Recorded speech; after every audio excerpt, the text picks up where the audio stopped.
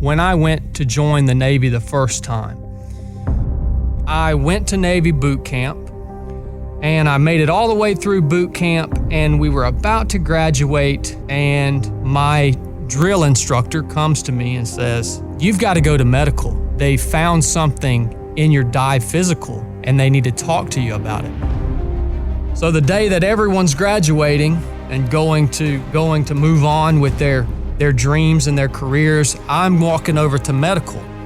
And I walk in there, and the dive medical officer says, "Look, Chad, we found you have a pericardial cyst on your heart. And this is an asymptomatic condition, but it's a rare condition, and we don't know if when you go down to depth and you're diving as a SEAL, when you go to depth, we're worried that the pressure change could potentially burst this cyst on your heart." So he said, "We can't let you be a SEAL."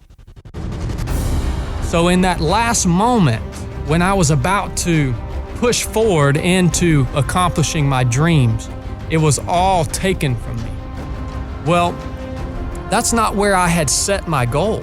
So I'm getting frustrated this whole time, but I've never let go of my dream. Finally, I find a surgeon here in Atlanta named Dr. Cooper that was a combat surgeon. He had served time overseas on the battlefield with the Army, putting guys back together when they got hurt. And he understood what I wanted to go do. He understood that I wanted to go serve my country and that I had this dream. So I only remember having one moment of doubt, and it was on the way to the hospital the morning of the surgery. And I look at my dad and I said, "Dad, do you really think I should do this, man?"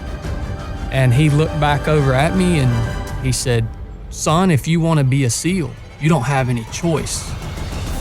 And I said, "Roger that." Went and laid on the operating table. Dr. Cooper performed a successful surgery, removed this pericardial cyst from my heart.